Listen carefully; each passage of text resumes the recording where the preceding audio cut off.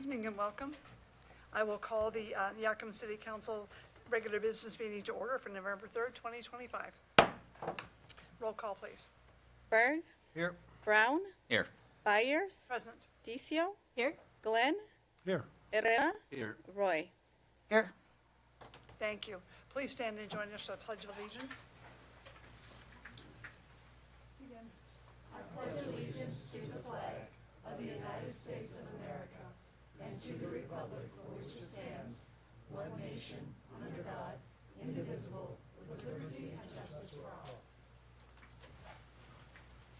Next, we'll have interpreter services.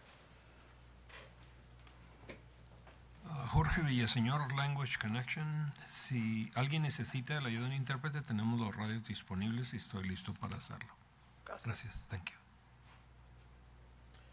Next on the agenda is public comment. We'll have 35 minutes allotted for public comment this evening. Anybody who wishes to make public comment to the council should pick up a form in the lobby, fill it out, and give it to the clerk. When you come to the podium, please give us your name and identify us, the city in which you live. Also, I want to remind you that state law prohibits electioneering at city facilities. During public comment, speakers cannot campaign for or against candidates or support or oppose any ballot measures in the upcoming election. Okay. The first person we have tonight is Ramus Hansen. Thank you. My name is Rasmus Hansen. I am It's so okay. It's a hard one. Even my mother had trouble. I live at 616 South 25th Avenue. I'm in District 3. Yes, you are. I am concerned about the federal government's immigration enforcement has direct access to the Yakima City flock camera system. The Yakima Police Department's official website on flock cameras reads this, and I quote, "Prohibited uses, immigration enforcement, traffic enforcement, harassment or intimidation, usage based solely on protected classes like sex, religion, or race, or personal use. I urge the City Council and the City Attorney to follow the policy of its own police department and condemn the sharing of data with the federal immigration enforcement task forces. I ask that we stop this immediately. I understand that folks want to feel secure, but there are trade-offs. And I'll conclude this single topic with two quotes. If you want total security, go to prison. There you're fed, clothed, given medical care, and so on. The only thing you lack is freedom. Dwight D. Eisenhower. We have a high school named after this man.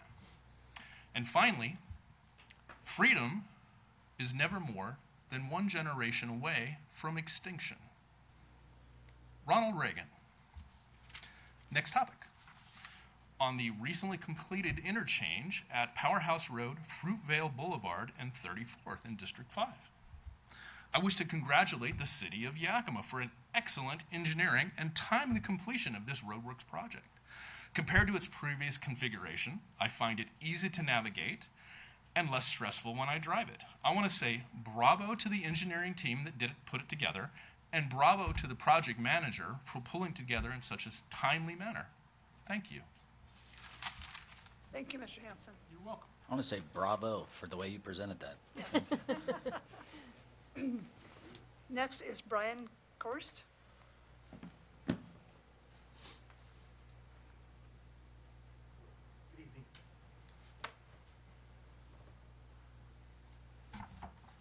And I do get nervous, so my voice does shake. I apologize. But recently it has come to light that Immigration and Customs Enforcement has accessed information collected by Yakima's flock camera system. This is deeply concerning and unacceptable. The flock system was implemented to support local public safety, not to assist federal immigration enforcement.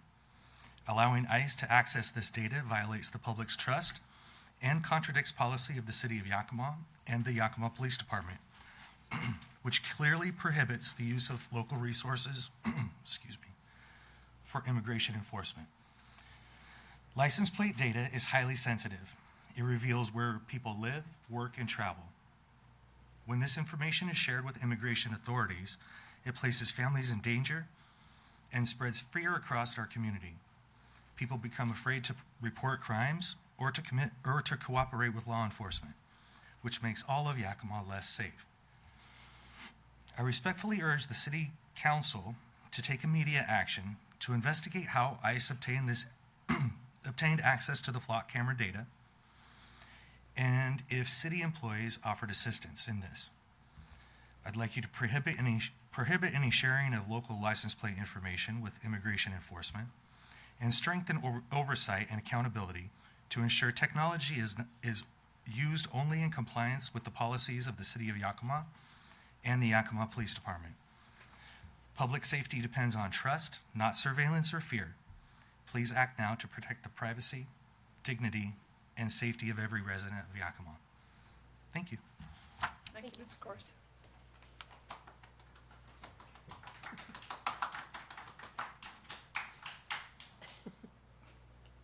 Next is Tony Corsi.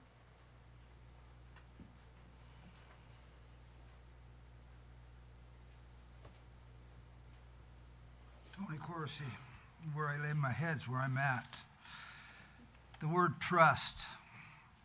I trust you all heard what I said last meeting.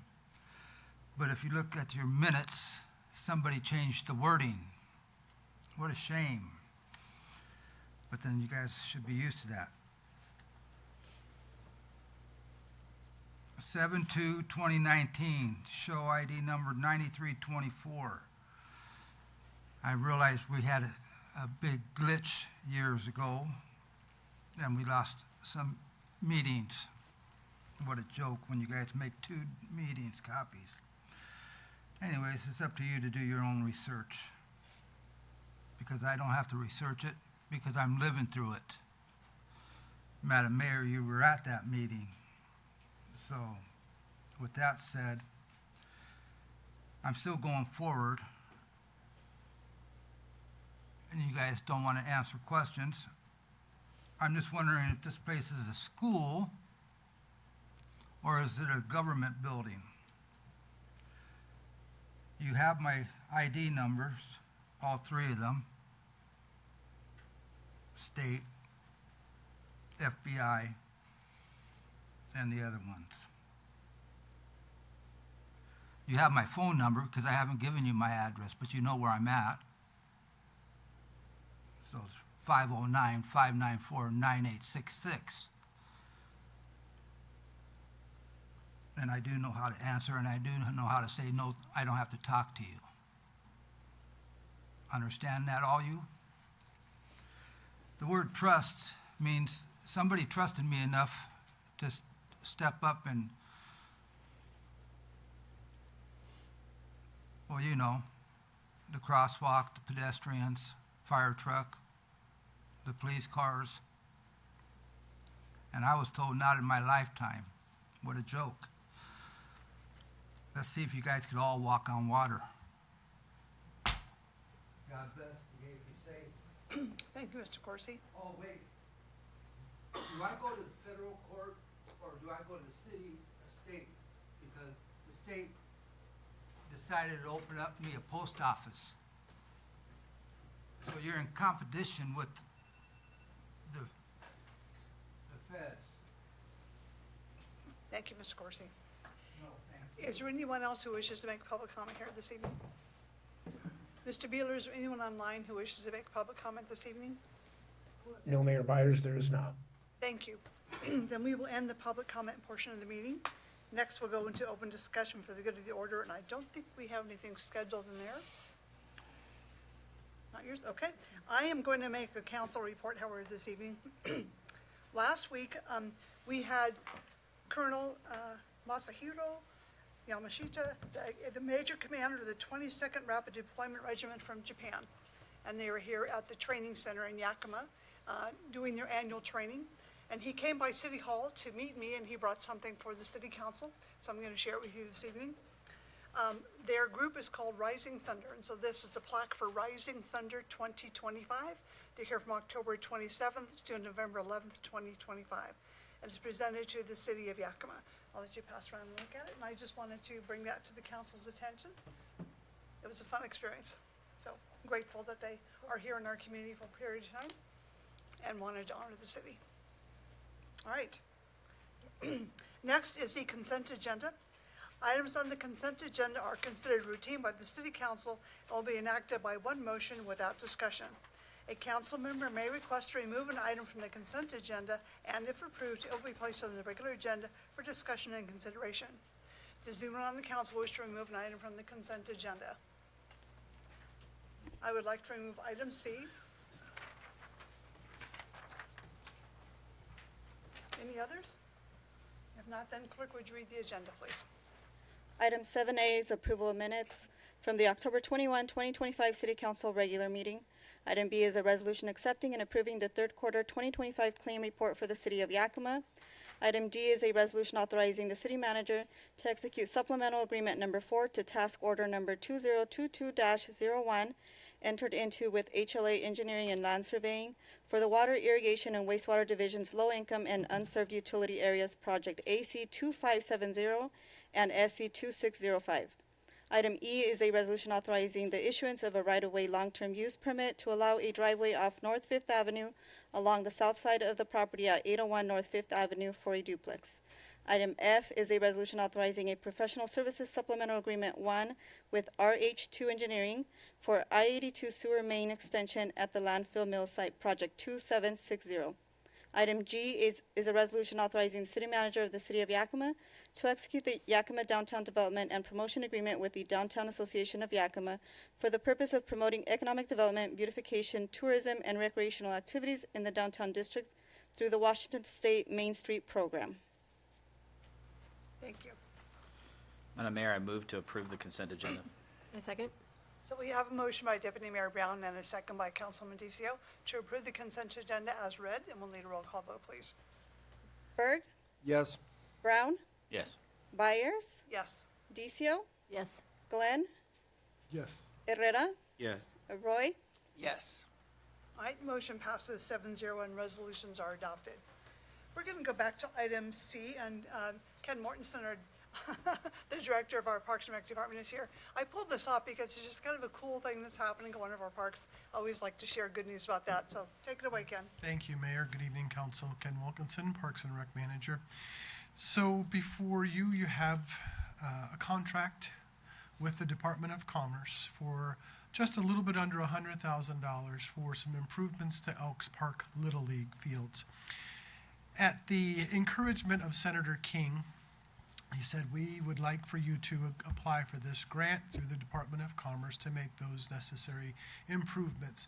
So these dollars are going to be going for outfield fence. If you've spent time at Elks Park, you know that it is in need of some real care and some upgrading, and this is the first step to replace a lot of the outfield fence that we can.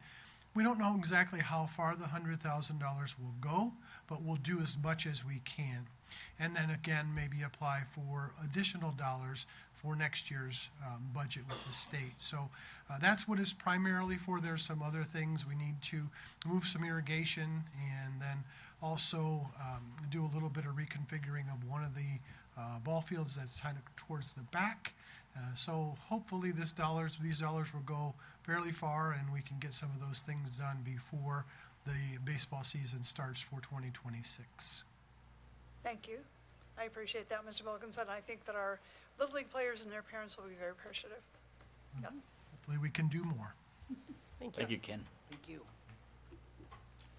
I'd move to adopt item C. A second?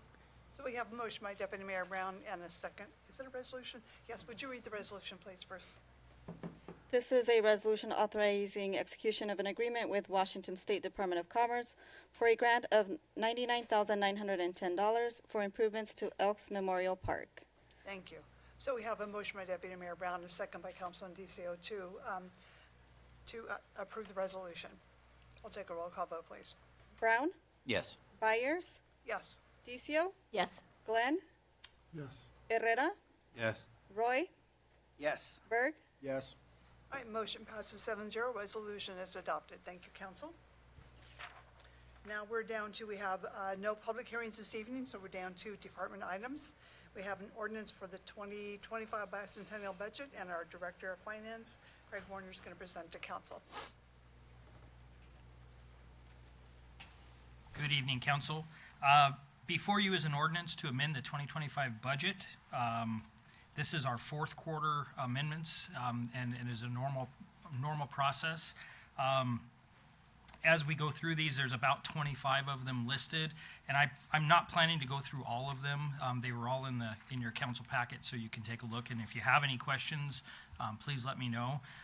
Most of these are grants and donations for what we call new revenue, and there's about $138,679 worth of those types of changes. Police grants are about $120,000 of that. Most of this is grants for overtime that they get for specific state or federal programs that they're working on. Parks has got about $10,000, just under $11,000 of donations. And the streets have about $7,600. There was an insurance claim reimbursement that they received. On top of that, there's also some that are changing or moving money from what we had projected to end reserves with to actually to expenditures. And part of this, some of them are pretty small. For example, in Fund 162, which is our trolley, we're going to move $500 to increase for utility costs. It was just increased utilities this year, and it needed to have a little bit more money. One of the challenges with budgets at this time of year are not usually just that they're going to go, that people are going to spend more. It's we have to stay within the requirements of the law, which basically means the state auditors will come in next year and audit us. We need to make sure all of the funds do not get overspent. So some of these changes are really just to make sure that we don't go over budget. They're real close. They likely won't, but we got to make sure that they're okay there. A couple of them that I'll speak to general fund specific on the fund balances is in the general fund. The police needed to increase their pre-employment testing by $150,000. It's a pretty expensive process to go through that whole process of hiring police officers. They have to do mental evaluations, physical evaluations, etc. All of those things have a cost, and they're outsourced to private parties. Also in the finance department, we added $50,000. This was, there's something that we're working on it's called the AP Optimizer that we're about ready to roll out in about a month. And this will help us pay our vendors faster. People that the city owes money, we can do it electronically, just like your direct deposit. For your paychecks. And then also we had a consultant in here before I was here to help with the transition for the finance department.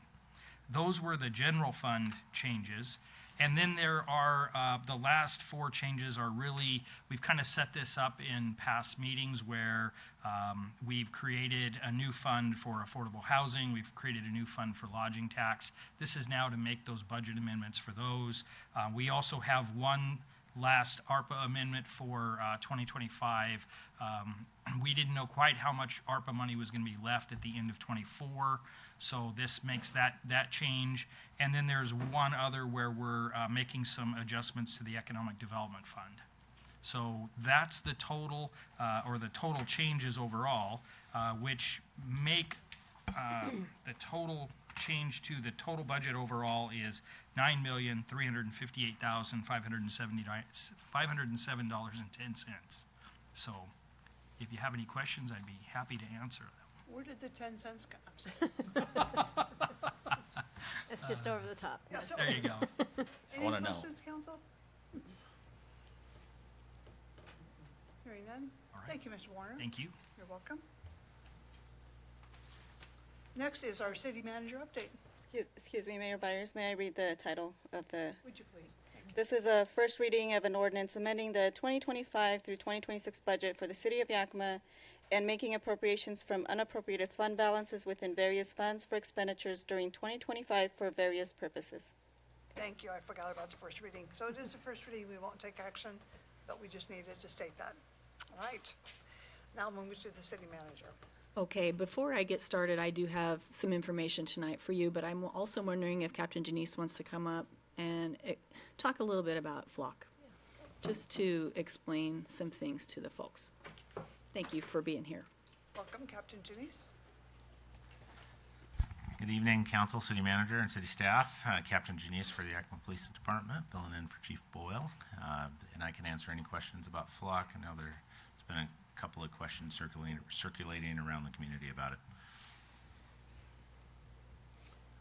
Yes, what the couple of people that did public comment tonight, is there any truth to those rumors that the Flock has been able to access, the government has been, ICE has been able to access our Flock cameras? What we know is we had a small amount, I think one from Border Patrol, during the time that we've possessed Flock in our community. We don't know how they would have accessed Flock. We didn't receive an independent request. Generally, what happens with Flock is we get a request from a geographical area, a police department from throughout the country who may have Flock. We have sharing agreements with most municipal agencies that are on the system. We searched our records, weren't able to determine where the request came from, and so we're not quite certain. What we do know is I think it was one plate of several thousands of license plates that was collected in the system, and so we also cannot tell you if it was a civil immigration investigation or if it was a criminal investigation. All of the federal agencies, as we all understand, are commissioned law enforcement officers, so what's unclear to us is what type of investigation it was, what the purpose and source of the investigation. There's just a lot of unknowns because the request didn't come directly to the organization. Okay. When the requests come directly into the Yakima Police Department, so you verify who it's from and what they plan to use it for? So we hope that they plan to use it for criminal investigations. Generally, what we see is an organization request. So, for instance, Union Gap Police Department, Kennewick Police Department, some sort of identifiable law enforcement agency makes a request. It's a sharing agreement where it's reciprocal, where we can look at their Flock reports, they look at our Flock reports. For instance, as we all know, it's a great system to track down traveling criminals. And so that's what we get. We don't get an individual requester that says officer or deputy so-and-so is wanting to see our records. What we get is an agency request. I'd like to, as I listen to these discussions, on the one hand, illegal immigration, drug trafficking, a lot of other criminal activities are all associated together. And I'm a little bit puzzled by the comments that we hear. Okay, you're going after illegal citizens. That's what law enforcement is for. And if we didn't have illegal aliens here, we wouldn't have as much drug trafficking as we have, and so on. So and the thing that I find really interesting to watch is that the attitude of the federal government is they are criminals, they need to be taken out of the country and return to their own country. And then the state has a totally different attitude. So we have a conflict here. And as a city, we're in the middle of this conflict, and I don't really want to be there, but at the same time, I want to see less drugs and I want to see less illegal trafficking. And, you know, the gangs and all that stuff are largely associated with illegal aliens from my experience. And so I appreciate the comments that these gentlemen came and made tonight, but at the same time, we hire you guys to enforce the law, and coming into this country without permission is against the law. So it's a very difficult thing to deal with when I know you guys are caught in the middle too. You're getting conflicting instructions from different places. So how do we reconcile this? And I don't think the city council is in a position to make an expert opinion on how you guys should proceed, because these are conflicts that are occurring between state and federal governments largely. But isn't it also true that there's a state statute that says that we cannot, the police department cannot aid immigration enforcement? I'm going to answer Okay. Councilmember Glenn's, and then I'm going to shift over to you, Councilmember DCO. So to address Councilmember Glenn's question on what can we do, one, we just have to be diligent. We have to follow the law of the state of Washington and understand our purpose as municipal law enforcement officers and what laws we're supposed to investigate and what our oath is to our own purpose. And that's Washington state law, Yakima Municipal Code ordinance, and anything within that realm. To answer Councilmember DCO, if you could tell me your question again so I make sure I answer it correctly. Well, I thought there was a statute of some sort that says that municipalities cannot help with federal immigration. Their municipalities, the police, cannot assist or help immigration officers. Correct. There's I believe it's Keep Washington Workers Working or something Yes. along those lines. And it's, we're not empowered to, nor are we allowed to assist in civil immigration investigations, which we don't. But just criminal. Just criminal investigations. If somebody has a criminal warrant signed by a judge, whether it's a municipal judge, Superior Court judge, or federal judge, we're obligated to investigate that like we would any other investigation. Okay. On the aspect of actually accessing the flock cameras, is it just because the federal government has higher access levels to certain cameras than, I mean, do they actually need our permission to even access our flock cameras? Well, that's a question I cannot answer, and I'm guessing we all can come to our own conclusion on that. It's the federal government. I don't know how they would have accessed it, and I don't know that anybody has told us. We just know that there was an access point. There was some plates that were collected by federal agencies. Now, some of those federal agencies we do have sharing agreements with, and that's for a deliberate purpose. We want them to have that information if they're investigating criminal activity. We have task force officers that are assigned to multiple federal agencies in our community, and they do a lot of really good work. Just a year and a half ago, we all watched how our task force officers were part of a major gang investigation in our community that has really dropped the presence of gangs in our community and reduced the amount of gang violence in our community. So at times there is a deliberate purpose that we do want to share on criminal investigative cases, and ultimately there's also a little bit of onus of those accessing the system to ensure on their end that they're doing it for the correct purpose, just like our officers are supposed to be doing.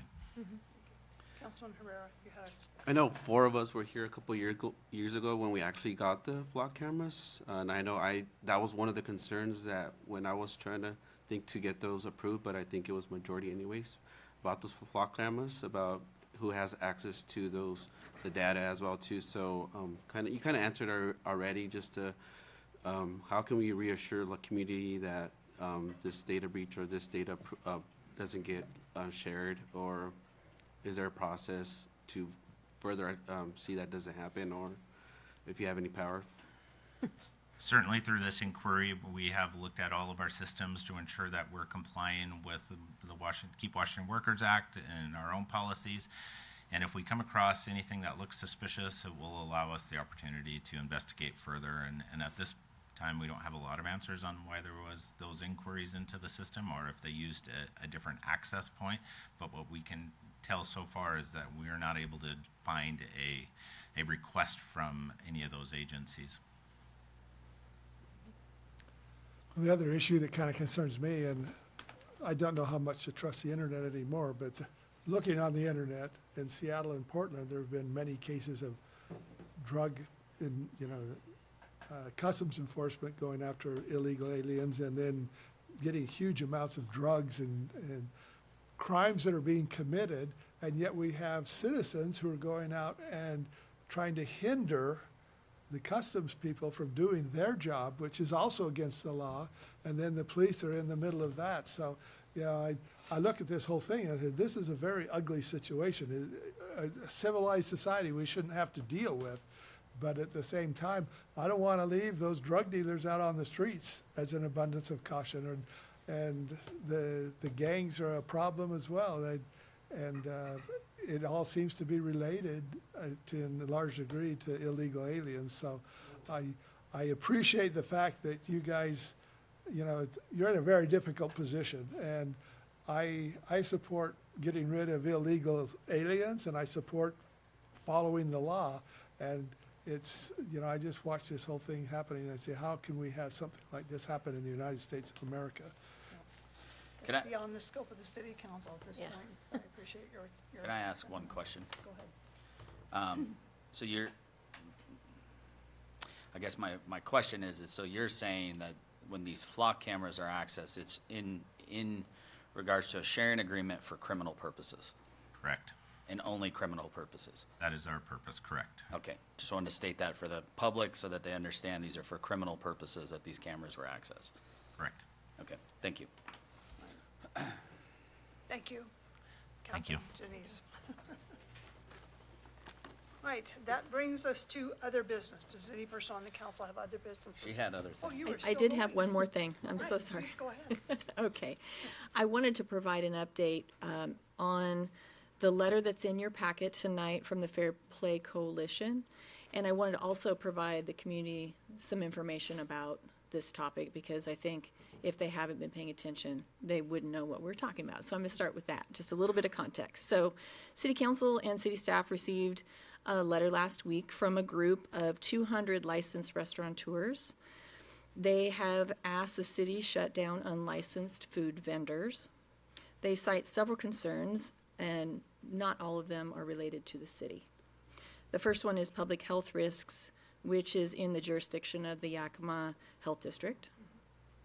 The next is worker exploitation, which is a state concern and related to the labor and industries and other state agencies. Not necessarily the city's jurisdiction to determine those things. Unfair competition, which they state that vendors can operate substantially lower costs of doing business than those who comply with state and local laws. And I think some council members may have heard that from business folks. And then illegal operations, which is the portion of this problem that does have anything to do with the city. It's our permits and licenses, insurance requirements. Some of that is the Yakima Health District. Again, they have food handling cards and permits that they issue, and then we have business licenses. This is the part that does come to the city. So the city has a mobile vendor license, and it is designated for businesses that are run out of specialized trucks that you probably have seen. They contain kitchen equipment, sanitation, public health approved way that they are operating. The city has many compliant businesses who utilize this permit and who are approved by the Yakima Health District. That is not what this Fair Play complaint letter was about.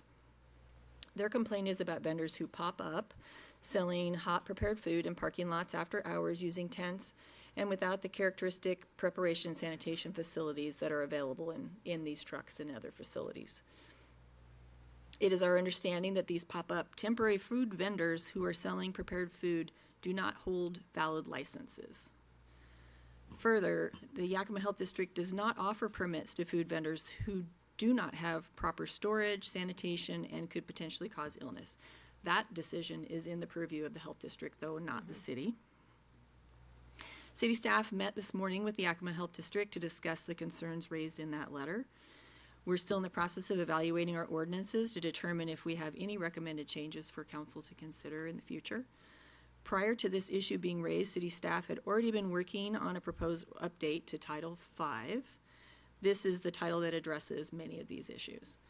The Fair Play letter has been forwarded to the staff for review and analysis as they're looking at that chapter. Sarah is available for any high-level questions about our existing ordinances. If you have any tonight, again, high level, because it's early. We're just looking into this. And no action is being requested of the city council. This is just an update for your and the community's awareness. Thank you. I appreciate the thoroughness of the response, and also the staff is already working on what would be an appropriate response from the city. I'd like to comment on one thing that the argument that I keep hearing, there are people that are sitting on the street corners and in grocery store parking lots and so forth, soliciting money. Are they required to have a license? I am thinking, you look at the charity side, oh, they're desperate, they need money. But the city and the county have both provided resources to help those people, and to sit out on the street and beg for money. I think we should probably look at the idea of charging them a license to do that activity. Do we just allow that? I mean, are you talking about charitable groups, or are you talking about people who are unhoused? Yeah, at home. I'm talking about people who stand on street corners and ask for money. Okay, so people have a First Amendment right to ask for things on street corners. It's established case law. One thing that we do have in the city of Yakima is we have an ordinance that says that we've evaluated a number of intersections, and they're actually dangerous for people to go and take money out of cars at. So that's already in the code, but you cannot prohibit someone's First Amendment rights to ask someone for money. Is there any ordinance that addresses aggressive panhandling? We do have a pedestrian interference ordinance, which has an aggressive, I guess, increased penalty if there's aggression. If you are, I don't have it in front of me, but pedestrian interference is generally an infraction. If there is a threat or other sort of behavior that falls under the ordinance, it can be elevated to a criminal case, yes. And Oh. if, No, go for it. and if we find that some of these food vendors who are unlicensed and they don't have any training, anything, foodborne illness is possible, if we find that they are on private property, is the owner of the property going to be held liable for that crime? So one of the things that we've decided we need to look into a little further as a result of the letter is how to inform property owners that people are actually doing this on their property. We've heard that it's usually after other hours, so after businesses are closed. So we don't know for sure if the owners know or not that people have set up these places on their property. So we have discussed contacting the property owners because they might not know, and so starting the conversation there. I would like the city to seek more education with these vendors versus looking at how we can regulate on top of these folks. Now, obviously, we have laws and ordinances that already exist on the books.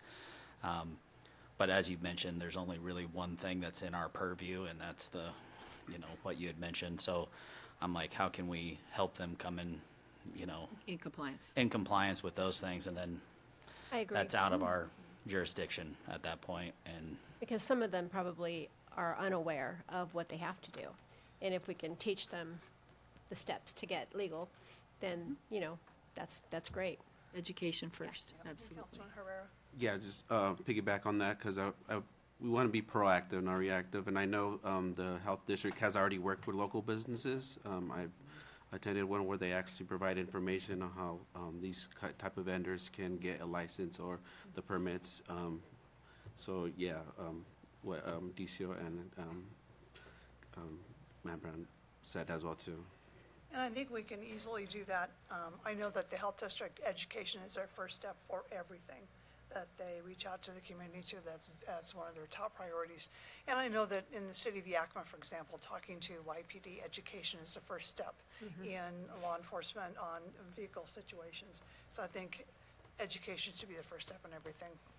I think the hard part is sometimes education is met with a hard stick at the other side of it, and it's not necessarily the best approach at trying to get like, hey, look, this is if someone were to show up and start coming at me with different things, I'd be a little bit cautious and hesitant to even listen to what this person is saying.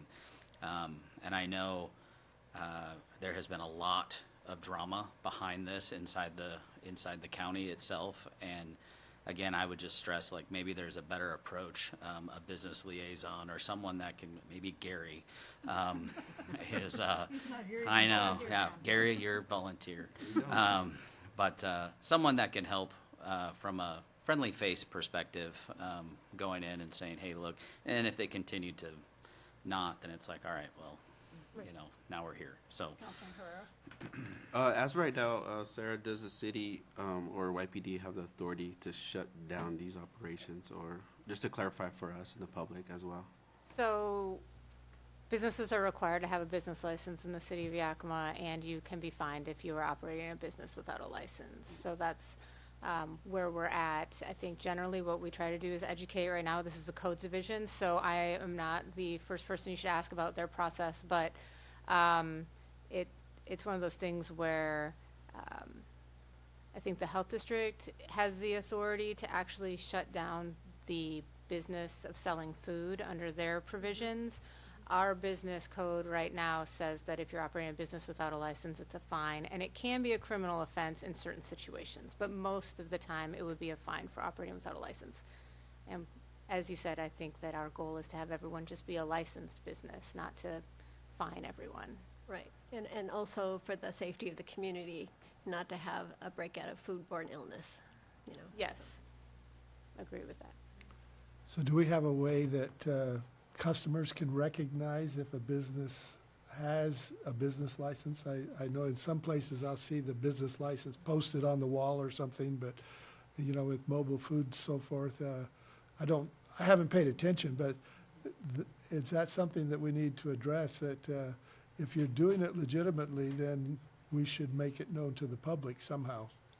I think the mobile policy or ordinance right now does have some posting requirements. I think we need to look at the whole chapter, which is one of the things that we would bring back to you, is maybe some suggestions about how posting happens and what we can request when there is a check. I had a question.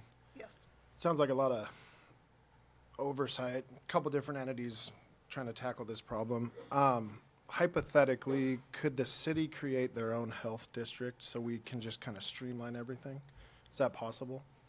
I mean, the health district we have is created by state statute. It would still exist, so they'd still be doing the work of the Yakima Health District. That doesn't mean that you can't form your own department to work on issues and staff it with the appropriate experts. Yeah, I don't think there's anything that necessarily precludes it, but I don't know. I'd have to look at the state statutes to see specifically if the city can have its own health district. Now, you could have your own human services division, kind of like the county does, and address things like that. But again, so Or that would health just be authority, or it would just be a new division of the city of Yakima. We could do that. On the other hand, it's kind of a duplication of existing county services, and if we're trying to restrain our budget, I'm not sure it's the right time to look at creating a department to do that. I know it does confuse people though in the community when they'll get an enforcement letter from the health district and they're operating inside the city, and then they call the city thinking they're the health district, and then city's going, we have nothing to do with you on this aspect. And then, well, who do I talk to? Then they go to the health district, right? And it's just this, weird dichotomy when it comes to this thing. So maybe there is something to look into of how we could streamline some of that for our businesses. Education. Yeah. Any other comments? If not, council, we'll move ahead. All right. Thank you, Ms. Baker. Do we have any other business before the council tonight? Anyone on council? No? Okay, then I would entertain a motion to adjourn. Madam Mayor, I move to adjourn to the next council study session on Wednesday. All right, Wednesday. No, Wednesday, November 12th at 5:00 p.m. here at City Hall. Veterans Day. Yeah, it's Veterans Day, I got All right, it. so we have a motion by Deputy Mayor Brown, a second by Councilman Reed, to adjourn to the next city council study session on Wednesday, November 12th at 2025 at 5 p.m. here at City Hall. All those in favor, please say aye. Aye. Any opposed? We are adjourned. Thank you very much.